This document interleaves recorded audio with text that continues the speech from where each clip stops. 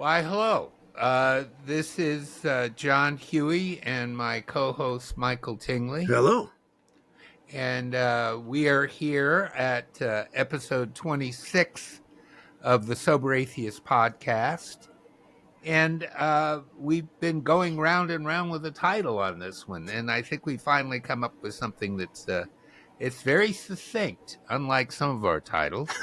And it's very clear, okay? I don't think there's going to be any question about what this one's about. Because the title of this one is Have Conventional Recovery Programs Outlived Their Usefulness to Atheists in Recovery? Which will undoubtedly provoke some response, right, Michael? I think so. I think we'll get a response or two. And, we both, you know, in case you didn't notice, Michael and I are both getting on in years. And it seems that people of a certain vintage get into gardening more than, younger people that are out busy, making a living 20 hours a day or whatever it is you do when you're younger. I certainly did. Well, I've always picked flowers, at least. Well, you've been been a flower picker and a flower sniffer, but now you're a flower cultivator. There you go. Actually, you're much more in the cultivation business than I am, and I had a subtopic here going, and Michael sort of straightened me out about horticulture today. But we did still see some parallels in what I initially was going to talk about in terms of this particular topic in gardening.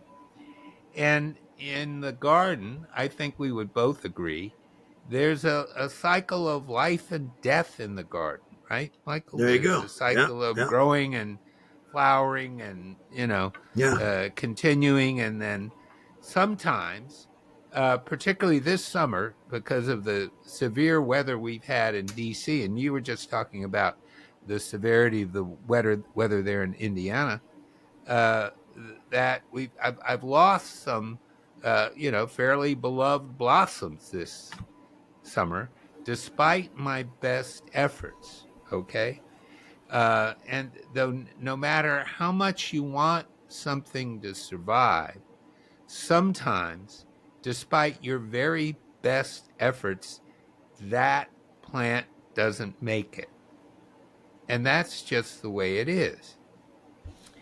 And when I was working a lot in the garden during this heat wave and subsequently, because my garden are my little postage stamp 7th floor balcony garden is really thriving this year. Actually, it's been a big success all in all, because I've really sort of, in my own limited way, busted my ass on it.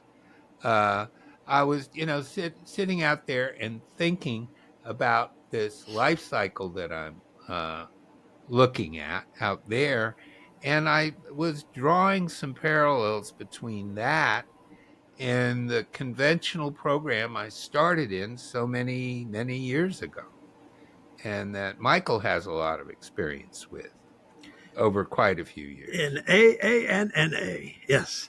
I don't use those initials. Thank you very much for. That's why I said them. Yeah, I know that. But I'm a hard-headed old fuck. So just bear with me, okay? And in the course of that exposure to those people and those principles and those precepts, it became obvious to me that the husk of an old philosophy that's 90 years old now, right? It's 90 years, right? Right, They started that something like that thing out there. Yeah, near you out there in Akron, right? Yeah. That's where they, had their fateful meeting over there's a holy kitchen table in Akron that's sort of a relic, Yeah. along with that coffee pot, and they got relics there. I think Yeah, you still. can make the pilgrimage anytime. I've avoided it. I'll just read about Henrietta Sieberling and all of her wonderful Oxford group friends here. But the idea is, and the idea that's really solidified and formulated in my mind over the years, is that uh, that particular set of principles and that particular set of ideas, the way they're formulated, are now thoroughly dead for this atheist. Just as dead as my dead plants out in the garden. They're dead and gone. All right. And even though I realize, and let's make this caveat right up front, let's not be at all vague about this or sort of suggest that anybody that still is involved in those programs is doing something wrong. If you really believe those things and those books and those principles and those precepts and the 12 steps up on the wall and the 12 traditions up on the wall and the big print with a header, red header, all that stuff is still meaningful and useful in your life. We're not saying that you're doing something wrong for you, right? We don't have Yeah, any. hey, whatever gets you through the night, man. I mean, really, Yeah, bottom line, we don't have any dog in that fight. Yeah. But, here we were, a couple of atheists, trying as best we could in some ways. I mean, I think maybe Michael tried a little harder than I did. I was always viewed, even in my liberal meetings here in D.C., as something of a cantankerous gadfly and rebel, I think. Could you imagine me being characterized that way, Michael, as gadfly and rebel, in these kind of situations?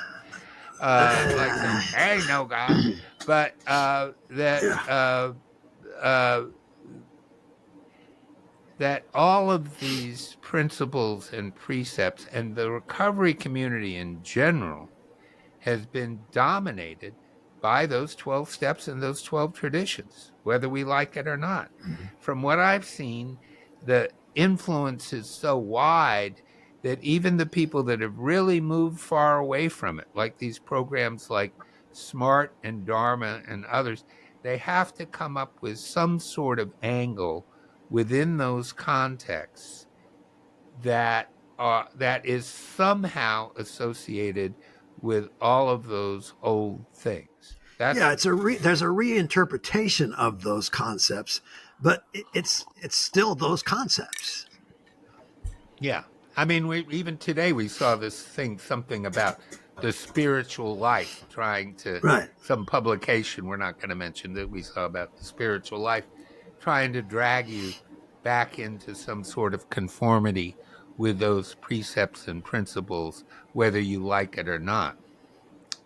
And even though we're aware, and we want to go back and reiterate that the people that are involved in those programs are doing something that's perfectly valid and useful for them, they somehow extrapolate from that and think that in their heart of hearts, they really think that the only path to sobriety is through, at a minimum, what they call a spiritual life, that there's a spiritual path, and that's the only path forward. So, what do we do? All right. Well, we atheists have a tendency to be rebellious after a while, right? And, we have a tendency to vigorously reject this spirituality and the spiritual approaches. And for some of us, it leads us into other paths that are not altogether positive. I've seen people that were exposed to those uh, programs early on in their recovery and rejected them and started casting around for alternatives and have gone so far as to fully embrace this harm reduction thing, for example, or even the old controlled drinking ideas that were, I forget her name, but the lady that first came up with a controlled drinking idea and was proposing them, got involved in a fatal uh, auto accident while imbibing. Okay. She had a DUI fatality after she had proposed the controlled drinking. Didn't work. Controlled drinking didn't work very well in that instance. And in my mind, controlled drinking doesn't work very well at all. Now, there may be some aspects of harm reduction in terms of street drugs that reduce uh, uh, harm. Things like, I'm all for things like needle exchange programs and other, you know, AIDS reduction efforts, and uh, things even like methadone, which has its own drawbacks. There may be some other aspects of this that you'd know more about the drug part than I do, Michael, but you can maybe talk a little bit about that. But most certainly, I don't think that for at least an alcoholic like me, taking a little drink now and then is not a good idea, right? Well, there's people that's they're fine with that too. I mean, Oh I yeah, mean, well, the whole idea of being addicted to alcohol, there's a lot of variables involved, and yeah, in my case too. There's no controlled drinking involved at all. It's just, I mean, my controlled drinking was my control was when I ran out of money. I mean, how much I could get. yeah, That was the yeah. control. you know. Well, my But somebody who's capable of doing that, I mean, I see no problem with that. oh I no, mean, oh it's no, whatever gets you through the night. Like I said before, I think it's important. yeah, and then again, who are we to say that somebody that tried that approach didn't benefit from it? Yeah, yeah. All I'm saying is, I've known a lot of diehard alcoholics who have, including me, who tried stopping and starting again, Mhm. and I haven't seen many good outcomes from the starting part. Okay, because when I got scared straight by a doctor in 1985, I didn't have a drink from spring of 1985 till the fall of 1985, when I started drinking one night with an ex girlfriend out in a little restaurant. When that was a trip. She was this very same person that had thrown me out of her house earlier that year for drinking too much Jack Daniels. We go out to dinner one night, and she said, "Oh, why don't we? You have a lovely little bottle of white wine here. Why don't we split it?" Okay, and I went ahead and she said, "Sure." And that started me on a course that led to my final slide at the end of 1986, from the fall of 1985 until the last weeks of 1986, when I was really falling off a cliff. And I proved to myself that I couldn't just have a little bit, because a little bit led to a little more, and then a little more than that. And Yeah. the stopping and the starting had proved to be very destructive to me, because I engaged in behavior in that last period of drinking that I had never engaged in before. There Mhm. was stuff that happened during that period, from the fall of 85 to the end of 86, where I just was like, I couldn't go any further down. All right. So some of these other approaches to these sort of programs, uh, I've never heard anybody that went to Dharma recovery and meditated themselves to death, but I certainly have heard of people that tried to stop and start or control their drinking, who ended up in a very bad way. And I think I'm one of those. Yeah, fall in I that had category. to experience some trial and error. In my case, I mean, this is my third time being sober, and the first two times were good lessons for me. I mean, I thought that I could control it, and I was determined to try to control my drinking. And it proved to be disastrous for me. There was no way to control it. It didn't take very long to realize that I could not control my drinking. So I had to learn by trial and error, and I had to have those experiences in order to for this time around to really stick, because I know what leads me to that denial about my addictions. I mean, Right. if So I stop thinking, I can control it, then boom, I that's the door that it's opens to the dark precisely. basement of my addictions. Precisely. Yeah, this drinking and drugging stuff is too dangerous to fuck with. All right? It's scary stuff. It really is Yeah, scary yeah, stuff because, in a lot of instances, living as a down and out drunk is, or even a not down and out drunk, can be worse than dying. It can be a living, yeah. a It really is hell. a living death, a living Yeah, hell. Okay, so I understand why a lot of atheists and agnostics put up with the spiritual principles involved in these programs for for maybe far longer than they ever thought they would or could yeah. put up with it. Well, a lot of that's just fear. It's fear based. I mean, we're trained It's and we're taught to believe that there's only one way to be sober, to get sober, and that's through that spiritual path. And right. in my case, I can say, like I said before about the trial and error that it took me to get to this point in my sobriety, it was the same thing with spirituality. I mean, I had to have trial and error. I pretended. I went along with that spiritual concept, thinking that I had to. And I Yeah. put everything I had into taking that spiritual path. But now the trial and error has taught me that that has nothing to do with my sobriety now. There's no spiritualism involved in my sobriety at this point at all.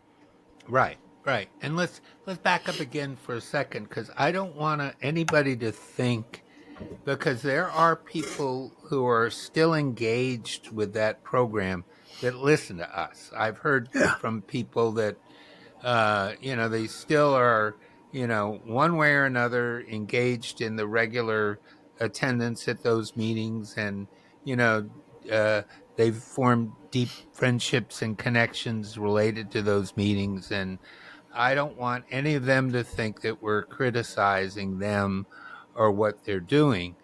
I think what we're talking about are the conclusions that we drew long time in to doing this Yeah. thing. Yeah. All I'm just right. trying to It was show just the positive aspect of not going along with that belief right system. that for me, there was no power in that. Although I will say and have to admit that my relationship with one meeting was very problematic in the end for me because it was inconsistent with what I know my true beliefs to be. Mhm. I had to go pretty far down the road with my secular meeting here in Washington, which I mentioned before in earlier episodes, which I have nothing but good things to say about, which I was a founding member of in September of Mhm. 1988, which I had long term friendships and connections with going back many, many years, and found it very difficult to see that some of what was going on there, even though it didn't have anything to do with the spirituality or God talk or constantly going back to the steps or anything like that. It simply had to do with the fact that it was still listed as being one of those meetings. Yeah. And, I had a couple of nasty, hard headed MFs point that out to me when they saw how adamant I was, particularly after our convention. This is when it really got going, after the convention in 2014 out in California in uh, the fall of 2014, which is going to be 11 years ago now. When I started meeting into and running into and interacting and doing some writing on, that old Agnostica website, and then for Beyond Belief, and then getting involved in the organization, never uh, as a participant in the organization and a fairly well-known member of that organization, but never as one of the officers or official representatives of that organization, that even that, uh, given uh, the connections that were still maintained to things like spirituality and moderation in terms of our relationship with that other program, that all of those things, including my membership in my very beloved meeting here in DC, the We Agnostics group, which has done wonderful work and which is still doing wonderful work every Sunday morning at 11 o'clock in Washington at the Hill Center on Pennsylvania Avenue, just a few blocks away from the United States Capitol, a very famous building of note that's under continual assault these days. Not just physical assault, but assault in every other way. But that meeting's a great meeting. But a couple of these hard-headed old boogers that I met through this secular AA thing, who were pro-engagement with that other program, they pointed out to me on more than one occasion, and even one of my closer associates who took umbrage with some inconsistencies, they pointed out to me that me going to a meeting that was listed in one of those books as an AA meeting was inconsistent with a lot of what I was saying. And even though I didn't like what I was hearing from these people, I finally had to admit that they were right. But I said, so what? I've got friends there. If they say I'm inconsistent, I'll just have to put up with it. But when my three close, getting old's a bitch, getting old can be a real pain in the ass. Because my three oldest friends there, some of whom I had known for more than 25 years, one after the other, within a period of about 18 months, my three closest friends in that meeting died. All right. And we had been going out to lunch and being buddies with each other. And we saw each other at Bob Dylan concerts and stuff like that. And, we knew each other. And when these three guys died, one after the other, that finally made me look at what I was hearing in that meeting. And there were members there that were mentioning their engagement with these steps and with these other programs, not going into any depth because that meeting didn't talk about those things at all. It just wasn't part of the tradition of that meeting. But it pointed out to me in real time that I'm going to a meeting listed in that book that has members there that adhere to those programs. Mm-hmm. That's inconsistent with what my true beliefs are. And very sadly, just a year and a half, 2 years ago, year and a half ago, really, when I finally told them that I wasn't going back there anymore, that I had to sever my ties there even, because it was inconsistent with what I truly believe. Okay, well, that takes us back to the initial question. Have conventional recovery programs outlived their usefulness to atheists in recovery? Now, we both, like you just said, we both have stories that recognize the usefulness of those programs in our recovery to begin with. So why is there now a break with that? Why can't we still continue to recognize the usefulness of AA and NA programs, That's even a though we are atheists? that's a good question. All right, we I and let's go back to what we were talking about earlier.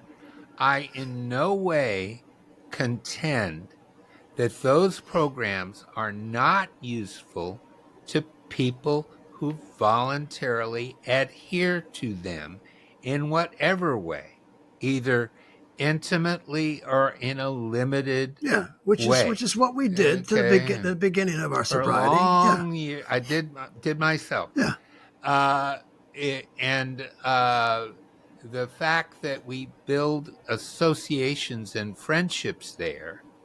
I still have friends I met. I've been first went to my first meeting many years ago. I still have friends that I've known for over 35 years that totally disagree with me about all that stuff. Mm, But we became friends when we were younger and our children were growing up, and we had a lot of common shared experiences, and uh, you know, sort of, sort of demanding Washington DC careers and stuff like that, that led us to have, sort of bonding experiences outside of the context of that program. And uh, I still consider them friends of mine, and we still fight about stuff over the internet now mm, because people moved and live in different places and stuff like that.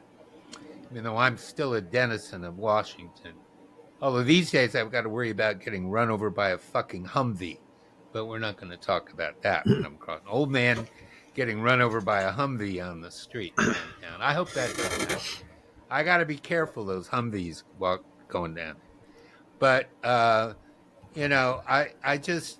I just really think that there's a lot of reasons that people stick around long after the expiration date of those programs themselves. Mm.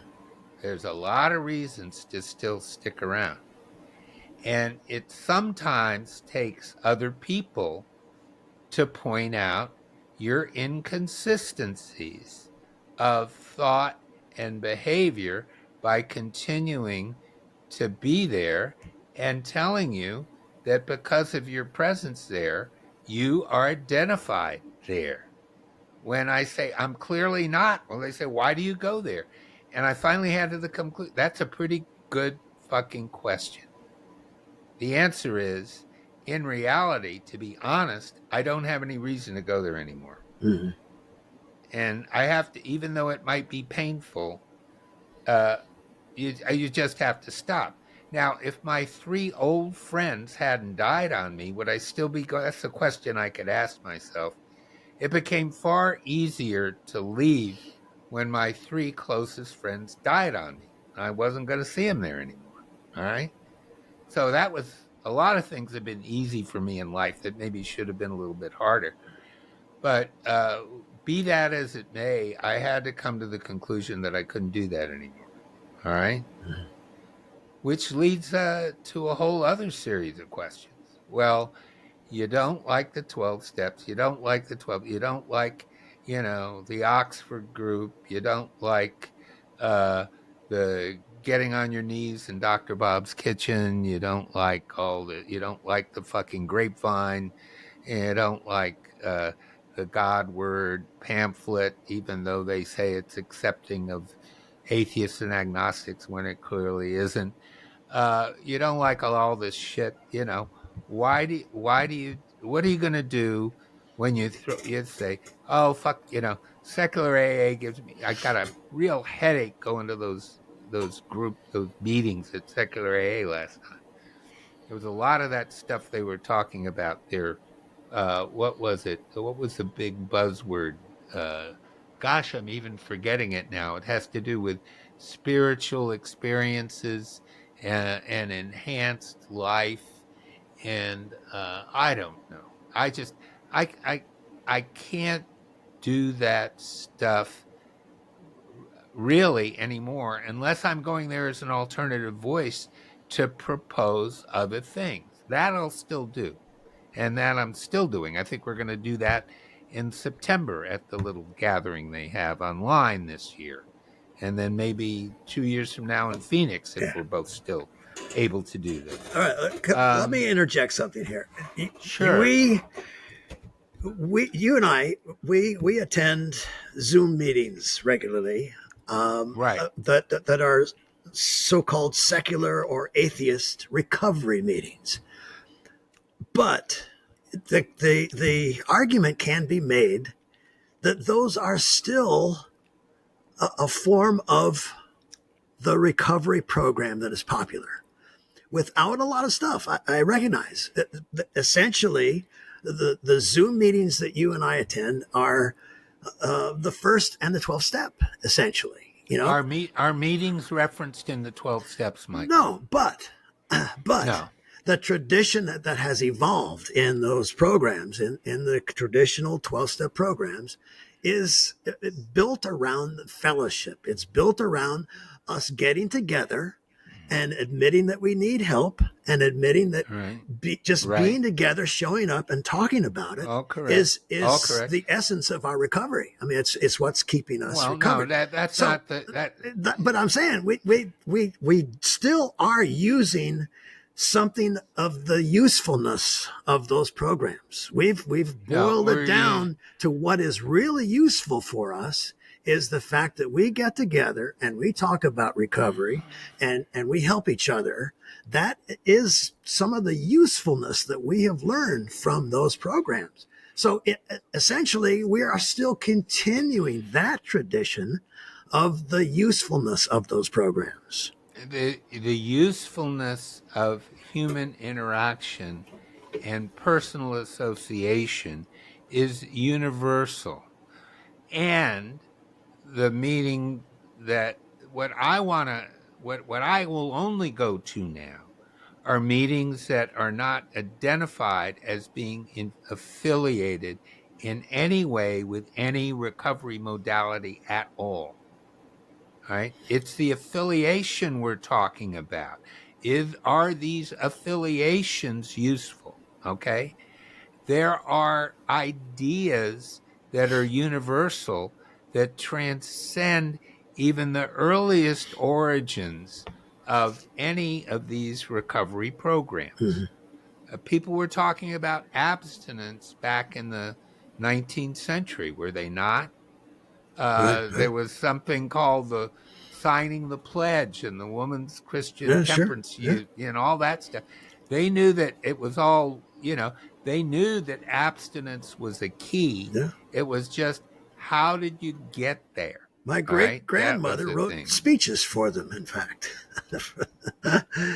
Yeah, but still, what I'm saying is we are still doing something that the origins of which are in those traditional programs. So Well, I feel a need to at least express my gratitude for having learned that aspect of recovery in uh, those programs. And so in that respect, we are continuing some of the usefulness of that. Whereas, well, the first question was whether we have outlived the usefulness of those programs.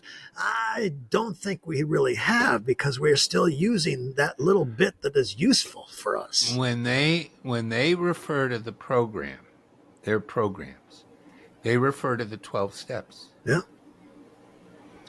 All right. Yeah. That's what they refer The to. spiritual They don't program, refer the yes, spiritual. spiritual principles. We are embarked on a spiritual program of recovery. Right. All right. And there are unfortunates who can't understand this spirituality, and they are doomed to destruction, which means I should have died when I was 30, 38, 39 years old. Well, I hate to report that I'm 76 now and I'm not dead yet. And I'm pretty fucking happy, all right, as a result of having been sober all of those years. So, how the fuck do we do this? How do we do this? Okay. I'm not going to debate the efficacy of gathering together and reinforcing our sobriety through mutual association, right? And that if there is some debt to those early people coming up with the idea of, where the meeting came from, where the idea of the meetings came from. The idea of the meetings did not come from Bill Wilson. Right. The idea of the meetings came from the Oxford group. Mm-hmm. Okay. It came from those people gathered in those wealthy homes, because they were mostly just for wealthy white people back in those days. They just adopted alcoholics, by the way. They were a spiritual circle Mm-hmm. where the idea was to mutually find a closer association with God. That was the purpose of the meetings, and to have a fundamental, more of a fundamental idea of the usefulness and efficacy of supernatural factors in their Mm-hmm. lives. And they basically adopted some of their alcoholic members and got them to start praying about their drinking, which led, Bill Wilson to be referred to Henrietta Sieberling, which led to him being referred to Dr. Bob Smith, Mm-hmm. which led Mm-hmm. to the first meetings around the kitchen table in Akron, and on and on and on Right. and on. Right. We just had one of our Yeah. foremost historians up in Canada pass away. He could have elucidated that for us Yeah. much better than we can. So, we're sort of, you know, we're sort of stuck with various monikers, if we want to be stuck with them, that appear to be inconsistent. But if we're being honest with ourselves, they really aren't. Mm. Because what I'm about and what I've written about and what we've talked about in the past doesn't have anything to do with any of that stuff. It has to do with making a decision, all right?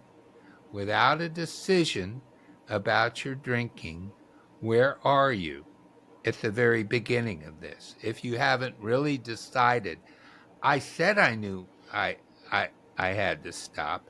I said I wanted to stop. I said I would stop, and I even tried to stop for some months at one point, but I couldn't stop or begin to stop Mm-hmm.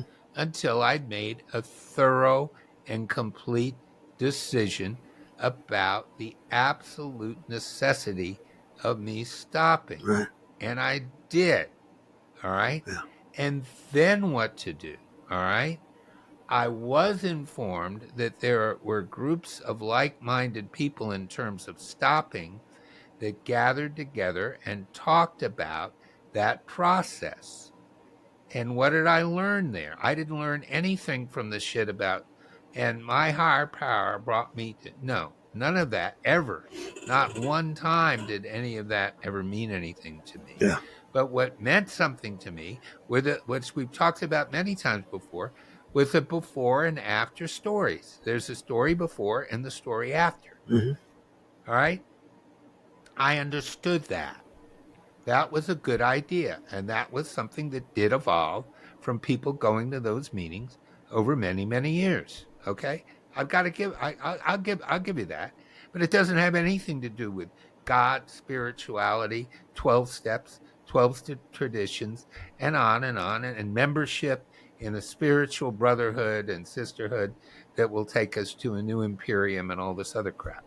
It never did. Okay, but what it did when I heard those stories was to reinforce my own decision about my drinking and to begin to see the efficacy of what sharing some of my own experiences might have for someone else. Okay? You sit around a circle in a group therapy session with a psychiatrist and you share your own experience, and the psychiatrist in a lot of these situations sometimes sort of moderates and tries to gain insights into the problems that are being discussed around the table or around the circle of chairs.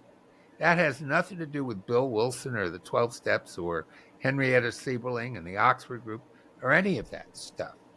It has to do with common sense ideas about how people sharing their experience with one another can have a positive effect, Mm. right? But for us, there's no positive effect after we make our decision. We have to come to an understanding of what the word abstinence means.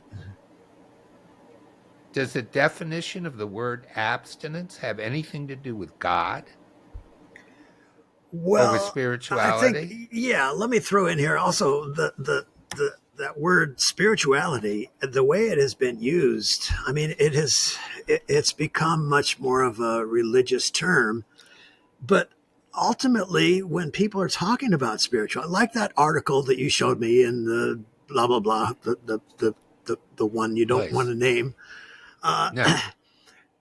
they're talking about spirituality being a source for awareness, compassion, and wisdom.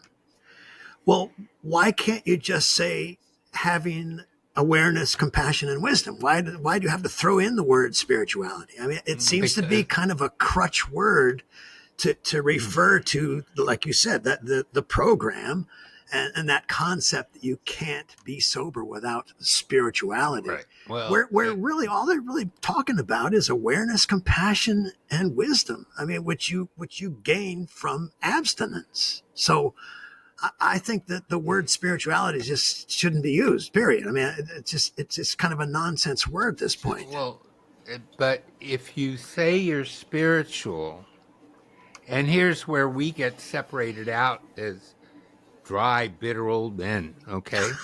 Because we refuse to be uh, we refuse to compromise our language and what we think to be socially acceptable. Mm, A lot of it has to come down to, and does come down, in my opinion, to people's view of themselves through the eyes of others. mm. And I don't much give a shit about that. All right. And that just maybe comes from being a certain way, being crusty and whatever. But Well, you care enough that you're not going to get run over by those those Humvees driving through the streets of D.C. I mean, you right. do Well, care I'm you gonna just try. care a little I bit. I care enough to jump out of the Yeah, way yeah, of some National Guards person from West Virginia yeah, who doesn't much like me to begin with. yeah. So I'm not you know I'm not crazy. All right, I am And you going to and you jump out don't of the wear the way. scarlet letter on your forehead either. I mean, No, so I don't. No, I always try to avoid that in a business context sure. and in other Yeah. contexts where I know where I don't want to get on the. I don't want atheism to be on a curriculum in an elementary school. Okay, I mean, I'm not on a. I don't. I'm not. Uh, I'm not proposing that. You know, you know, I'm not a crusader for you know, changing any flags, any anthems, or any symbols that are important to other people. What I am concerned with is being true to what I believe myself. That is of deep concern to me, and of being able to have the honesty of admitting you're wrong, or admitting that you're being inconsistent. When you say something, you say it, and if you're going to stick with it, you have to behave accordingly. And that's not easy sometimes. Like leaving my beloved meeting that I helped Mhm. found Mhm. here in DC, because Yeah, in the end, it was inconsistent with not what somebody else thinks I believe. It was inconsistent with what I actually yeah, believed. All yeah. right. It didn't comport with the reality that I was propounding. All right. But once we've gotten beyond all that stuff, that word compassion, for example, comes into play, because even now, without any kind of formal adherence to any of this program stuff, we still, I think, have the obligation when somebody reaches out to us that's suffering from one of these conditions to be of assistance to the level and given our ability to be of assistance to people, right? When they are, in fact, suffering from these conditions and may benefit from a few words of kindness or encouragement from us. That's very important to Mhm. be kind and encouraging to people you encounter, right? Without any kind of prejudgment or uh, dogmatic insistence on who and what they believe. I mean, I've had God believing Christians call me up for help many times Sure. over the years, Yeah. and I've gladly given it to them, if to the best of my ability. And I've even told them, I mean, well, if you need another kind of assistance and you really do believe that stuff, go to this conventional place and talk to them about that because I'm not going to be of use to you in that regard. Yeah. All I Yeah. can talk about is my experience with making a decision to stop drinking, uh, figuring out that going to a meeting where you're associating with people with like experiences was a good thing to do, particularly when you're starting on the road. Yes. And then figuring out that sharing your experience is also important. You always get more from, it's sort of a selfish process because you do, in fact, get more from sharing your experience than often the person that's listening to you. Sure. But the fact that we're sitting there listening is important Yeah. because that shows the other person who's going through something in their recovery from alcoholism or drug addiction that they're important. Yeah. Yeah. All right. Now, that process that you're talking about ultimately is so much simpler than the process that we're pushed into when we go to those traditional programs. I mean, I remember being newly sober and going to meetings and just being uh, overwhelmed by how much stuff you're supposed to literally memorize and all that stuff that all the rituals and all the phrases and all that stuff. It's way too complicated for somebody who's just recently sober. Right. And what you're Well, saying, it makes so much more sense because it's so much simpler. It's just this, it's just what we're doing as opposed to all that complicated stuff. Well, when you really scrape all their stuff away about not drinking, you find out that they really believe that our central problem wasn't our drinking, that our central problem was our spiritual condition Hmm. and our lack of contrition and our lack of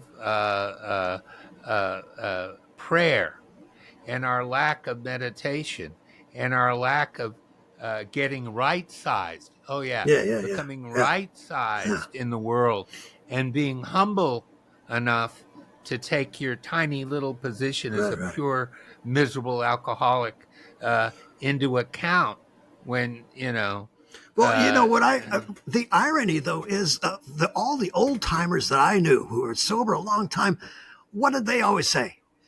Just don't drink, keep coming back. Boom. That's all. That's all they cared about. well, that's I mean, that's it. That's abstinence. That's all it means, you know. And they're the well, ones who that's boiled it all down to just that simple process. Don't drink, keep coming back. Boom. Well, a lot of them, though, even though they would say that, a lot of them still made judgments about what they would call the quality of your sobriety. You see, without the spiritual component, how could you possibly have a quality life? How's that feasible? Yeah, How yeah. would that be feasible? Well, I'd love to have them come here and follow me around for a week and see what kind of life I lead and tell me that it doesn't involve a lot of quality. Okay. Introduce them to my spouse, for example, and, give them a little lesson in quality. So, uh, it's like anything else. All right.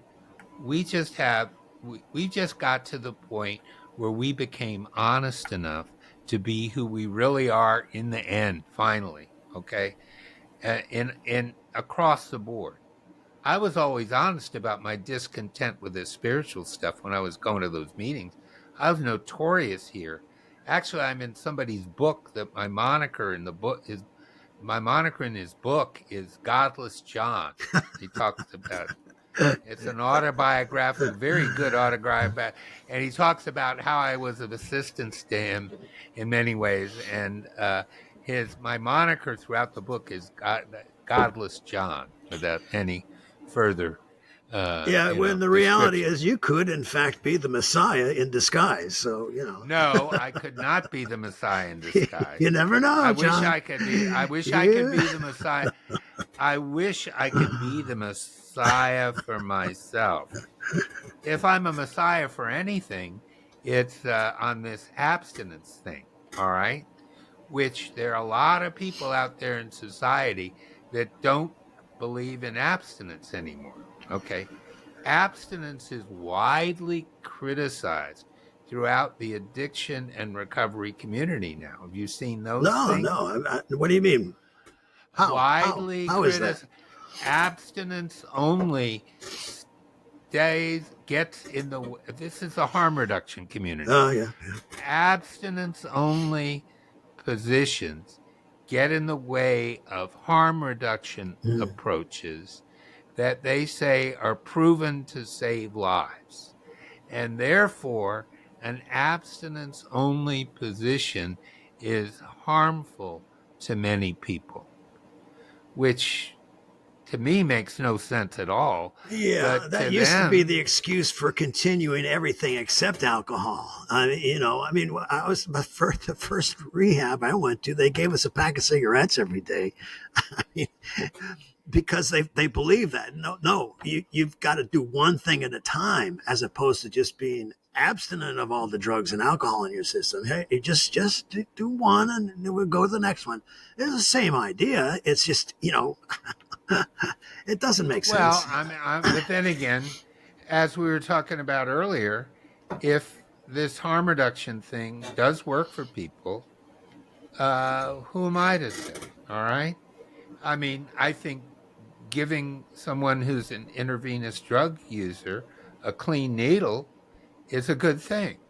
All right. Oh, methadone saved Yeah. my ass, man. I mean, I have no Okay. qualms with that at all. I mean, it was, yeah, and, it's, and methadone is be a highly addictive oh, substance, yeah, yeah. and people abuse it, and people buy and sell Oh, yeah. It's methadone, good shit, man. Cheap. and there's a lot But of man, stuff the regarding that. alternative for me was, going back out on the street. So Okay, it was, so it was a lifesaver for me. but I mean, if I'm going to evangelicize, okay, if I'm going to get evangelical, There you go. The Messiah's coming out, man. it's not coming out. I just say, for me, all I can say for me, making a decision and abstinence were the keys. I could Yeah. do neither one of those things, even though I knew I had to do those things, until I got to the end of my fucking rope and had to do something, Right, live or right. die. Yeah. It was a binary choice. It was Sure. live or die. Right. And the only way I could think that I could possibly live was to stop. Yeah, yeah. Make a decision to stop. Yeah, when I realized that every bottle of booze and every bag of dope was my attempt to be as close to death as possible, when I realized that, then I was able to make that choice. Okay, I don't want to be dead. I'd rather be alive. And that's abstinence means to me. And let's not give the idea to anybody that we think that mutual support or mutual support groups is a purview of one of those conventional programs. It's not. It isn't. It's not. There's a hint of it in there. There's a hint. There's a hint. There's a hint. There's a hint. There's a hint of everything. Okay,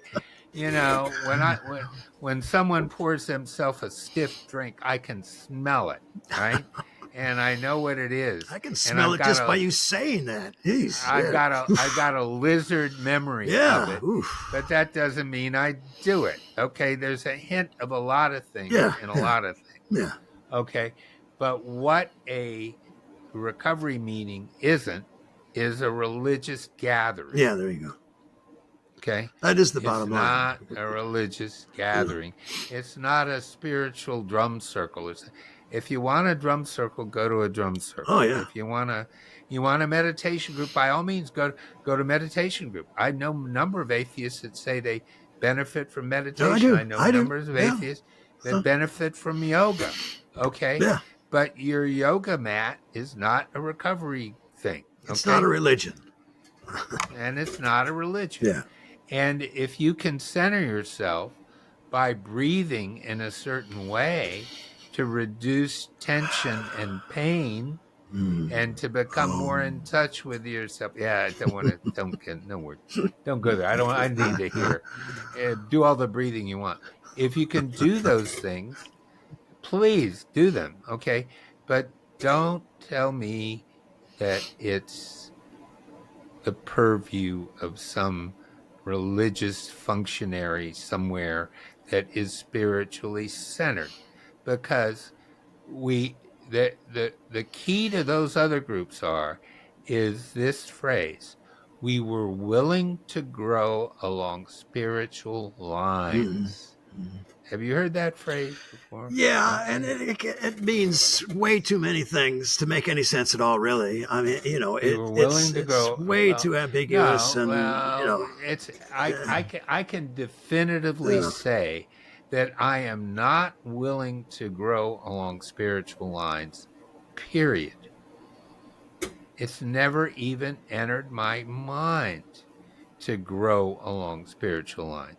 It's entered my mind to grow and to yeah, change yeah. and to become more of the person I thought I could and wanted to be. Right. And now that I'm older, it's also allowed me to grow into the idea that there's certain things that are never going to happen, that my time is very short, and that I'd better use every hour, every day, every minute that I have to the best advantage and ability that I can, and uh, not cry about it anymore. Mm. All right? Accept, and well, they use the word acceptance a lot. Uh, I think, if you can sort of come to terms with who and what you are and where you are, that's a pretty good thing. And that's one of the benefits of living long enough to see that. Yeah, Okay? yeah, Because if you allow this thing to kill you, it will kill you. And we're not going to let us kill us, but we're not going to grow along spiritual lines. Thank you very much. And these recovery programs have definitely outlived their usefulness for these atheists. Is that about it? that's pretty close. I still want to cling to that little bit of usefulness. I don't give a shit what you want to. As long as you agree with the premise, you're on board. Okay, at least for this episode, you Yeah. come up with something that convince me of spiritual lines. So we're getting to the end of the hour here. We did in fact make it.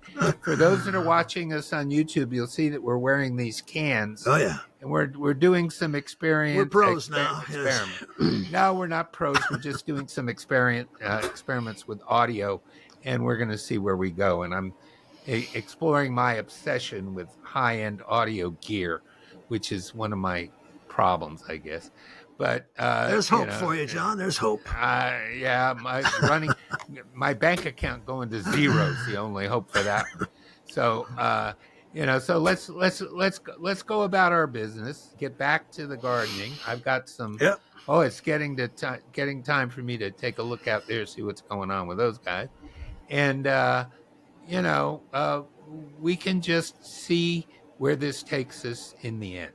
But in the meantime, we're going to focus on the word. What word do we focus on? Hope. There's a word. We hope. We hope we have eternal hope for all of our friends, and we're going to say peace and love Peace and to love. all of Yeah, you, yeah. and wish you all a good evening, afternoon, or whatever. Like I'm always saying, I don't know what time it is where you are, but we do wish you all well, and we hope we haven't bored the shit out of you today. Okay.